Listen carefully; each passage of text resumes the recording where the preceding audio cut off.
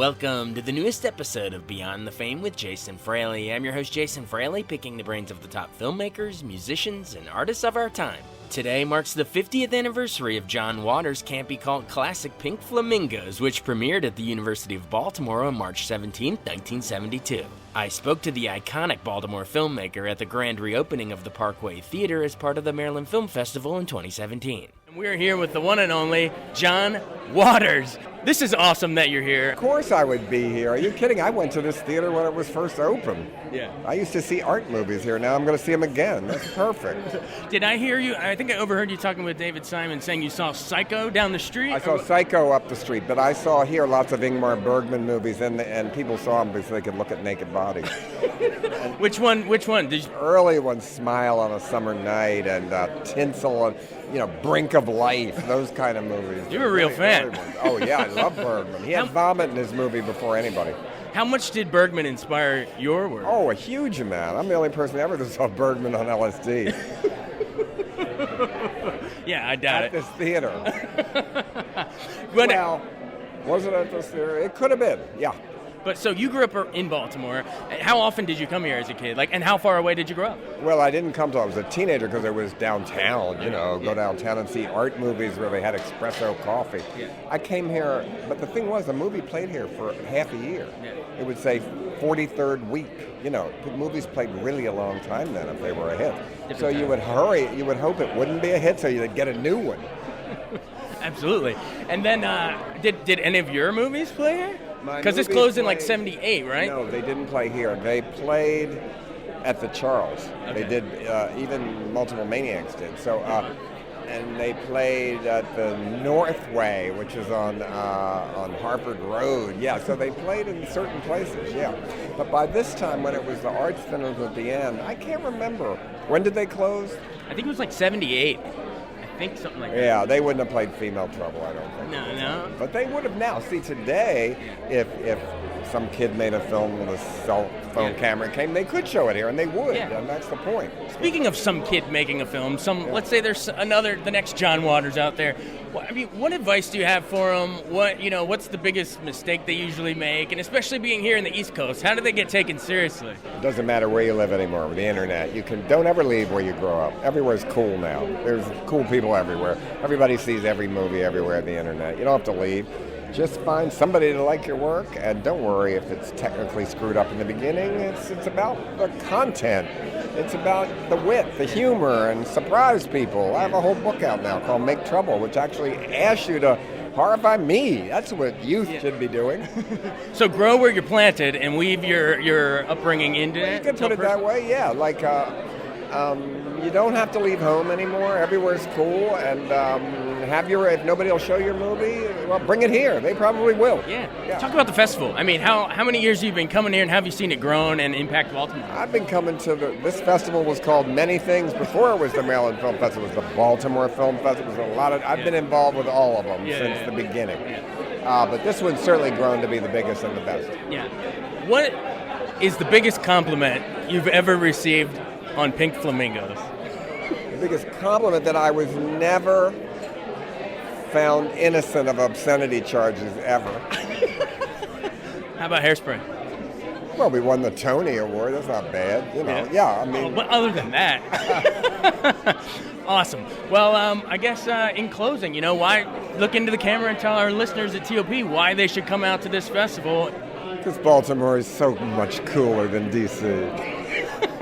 They'll debate it, but you might have a point. Thank you, sir. Appreciate it. Good to see you. On the same red carpet, I also spoke with local filmmaker David Simon, who grew up in D.C. before creating iconic Baltimore TV dramas from Homicide: Life on the Street to The Wire. We actually spoke down at the Spotlight screening at the premiere. Yeah. It was afterwards.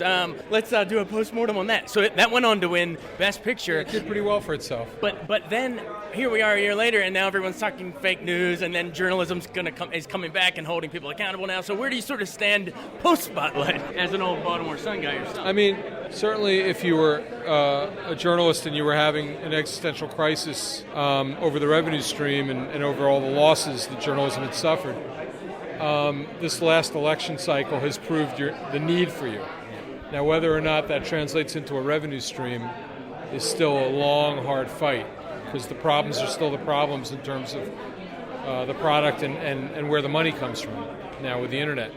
But it's pretty apparent that the amateur hour won't work. Right. That the unaccredited, I'll say what I want and you figure out whether it's true or not version of the online news element is flawed. And that you actually need news organizations, you need people accredited, you need people accountable, you need the work to be sourced. And all the people who said it was going to be the amateur hour and everyone was going to be a citizen journalist, they kind of look like jerks right now, or they look like jerks or Russian bots, one of the two. So. Awesome. Well, let's dive into the reason we're actually here. The fact that this theater's back here. I think I heard you talking with John Waters. Did I hear him say that he saw Psycho down the street, or do you ever remember coming up here? I know from DC. No, you got to remember, not to that extent, because to me, I grew up in DC. The Silver Theater, which is now AFI, was my local theater. So no, if you wanted to see stuff on a big screen when I was a kid, you went to the Uptown in DC. I got here in '83, so you want to talk to somebody about what was around here filming? Talk to Barry, talk to John. But just in general, it's still as a generally local guy growing up around here. I mean, and obviously your shows are set up here, Wire and Homicidal and stuff. Just what does it mean to have an old historic theater back open in Baltimore? Oh, and this as a venue, this is excellent because, first of all, this area is sort of the home base of the film festival, and has been for years now. This is incredibly valuable property for as a venue, just for independent filmmakers, and for young filmmakers to get their work shown. I mean, it's hard to get into theaters, and art houses are essential for that. Baltimore just acquired a top-flight art house here. Not to mention, it's a venue for educational stuff, for training crew, for getting people engaged in an industry that, let's face it, it's one of the few growth industries left in this country. And jobs matter, and this is a clean industry. So I'm elated that Jed and the Producers Club and the Film Festival, they all brought it through. It's really been it's been a long haul for them, and I'm very proud. You mentioned local filmmakers, and it's hard for them to get their work seen. What advice do you have for them? If there's any of our listeners that are maybe aspiring filmmakers or local film students or whatever, what's the most common mistake you see them make, and how can they actually break through being an East Coast filmmaker? I'm a terrible person to ask for that because my path to being a television writer and producer was really improbable. It came off of a prose work that I did that Barry Levinson bought, and then they filmed it in my town, and I learned how to do it through a back door, really. I didn't go to film school. I didn't know which end of the camera was which to begin with. So I'm really a terrible person. Like, when people come to me and say, how do I get into the movie business, I'm like, if I ever figure it out, I'll let you know. But I'm not being flippant. But I would say one of the things is just to do it. There is so much now in terms of video. There's less that's required now technically and in terms of equipment to go out and to tell a film narrative. Certainly to create your first short or something and to get on the to try to get onto the festival circuit. It used to be you needed a darkroom, you needed to cut film, you needed to videotape and the digital abilities that come with that have really made it possible for people to dive in. And that you can do the stuff you can do on a laptop now is extraordinary. Final question, got to ask you about The Wire. Arguably my favorite show of all time. How are you able to create so many? I mean, there's probably 24 characters that all get equal screen time that they're just lodged in our brains like decades later. I mean, what's the secret to giving them the right amount of time, but also be able to build those arcs? I mean, there's so many great characters. I don't know. I don't know why it has resonance.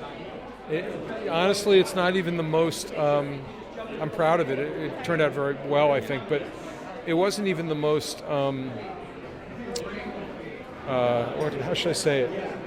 In terms of execution, there are other things I've done where I thought turned out much more precise. Which were some of those things? I thought Generation Kill was in terms of execution. But I guess The Wire went on for 60 hours, and people became accustomed to the world and the characters, and it found some zeitgeist. But I don't know. We did the best we could. We always do the best we can. Well, keep doing the best you can. Thanks. Appreciate it. Sure. Good seeing you again. You too. I next spoke with Ron Daniels, president of Johns Hopkins University in Baltimore. I'm Ron Daniels, and I'm president of Johns Hopkins University and a proud member of the Maryland Film Festival Board.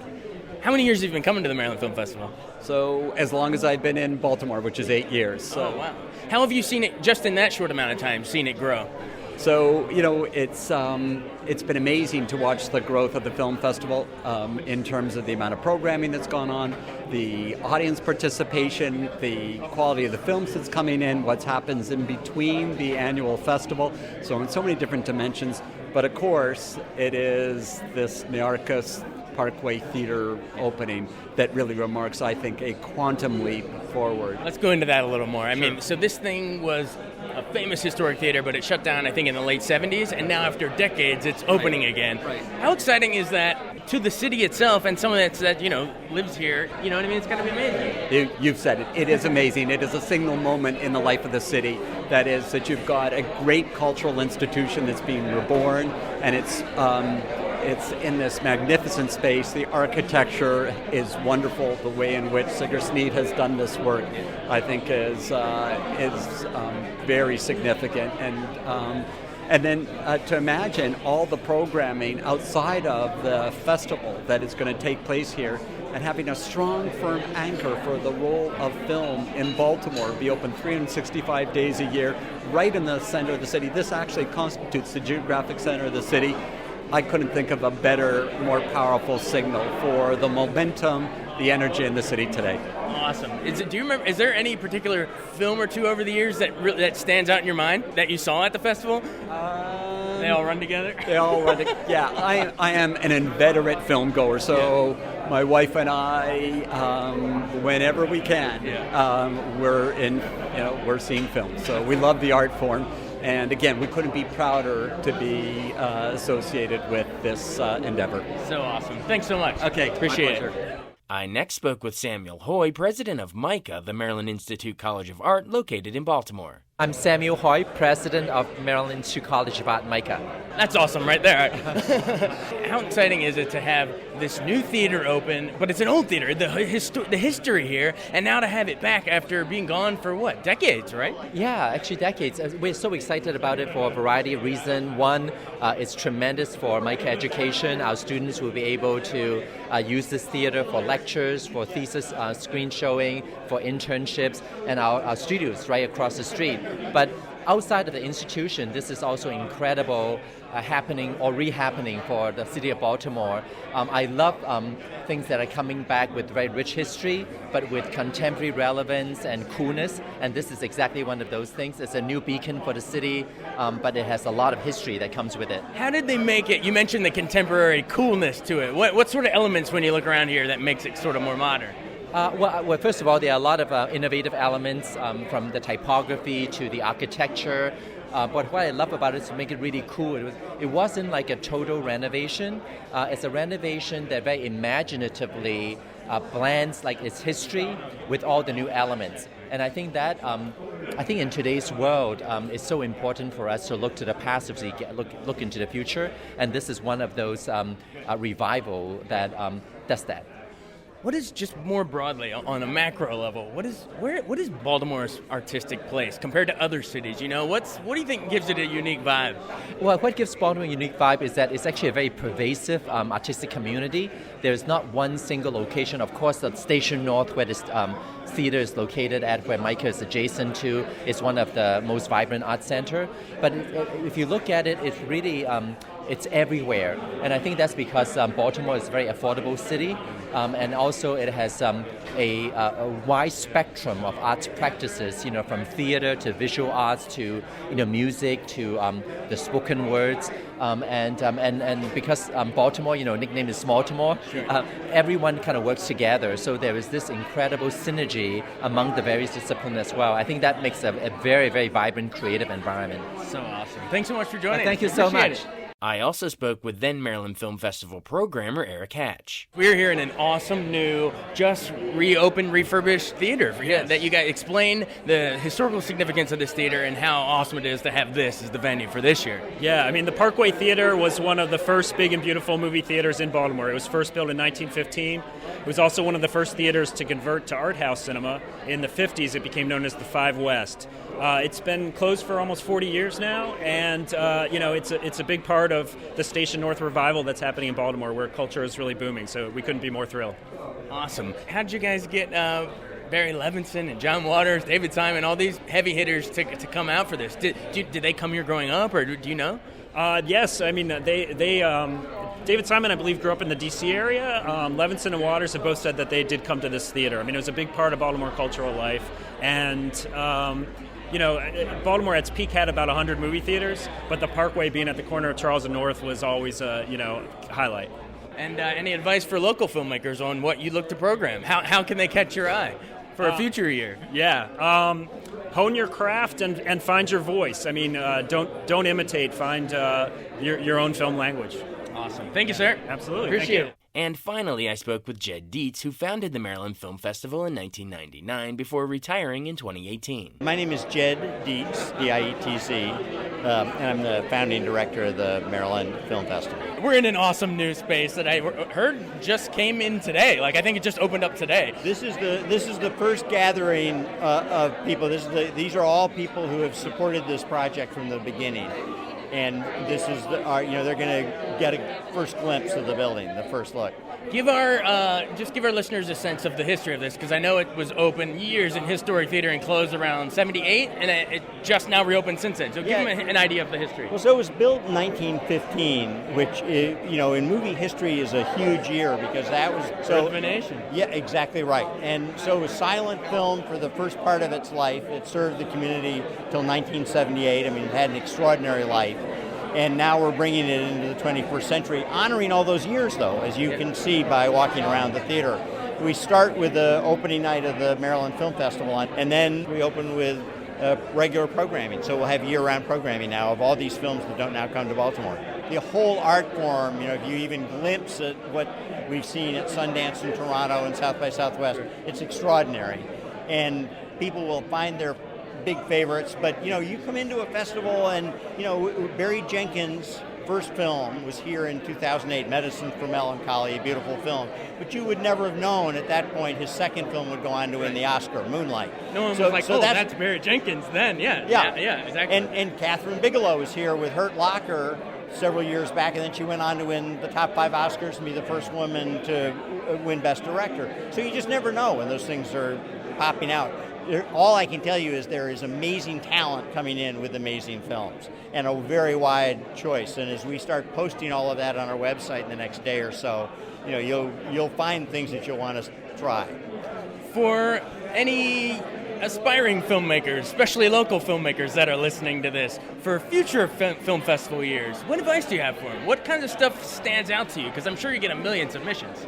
We do, but I think there's no formula for it, and I think that's the most important thing to be thinking about as a young filmmaker, is make something that really speaks to you and you want to spend a year or two or more of your life making, and that's what will drive it. And if you're trying to guess success, you're going to fail. Awesome. So just make something personal that come and don't aim for that. Just follow it. Well, it can be historic, it can be any kind of story, but some story that you really want to tell, I think, has got to be the starting point. Awesome. And in closing, how long have you been with the festival? We started the festival in 1999. How have you seen it grown in that? Oh, it's grown tremendously. I mean, obviously, this is a huge step for us, and it's the amazing thing is the audience and the film community. The film community loves coming here from all over the world, and this regional audience, from mostly people from around the Baltimore area, are fascinating film goers, and the question and answers are always great. Filmmakers love coming here. Awesome. Thank you so much. Oh, you're very Appreciate welcome. it. Thanks for Good being luck here. this year. Thanks so much for joining us on Beyond the Fame with Jason Fraley. Remember to hit the subscribe button and give us a 5-star rating if you like what you hear. We'll see you next time.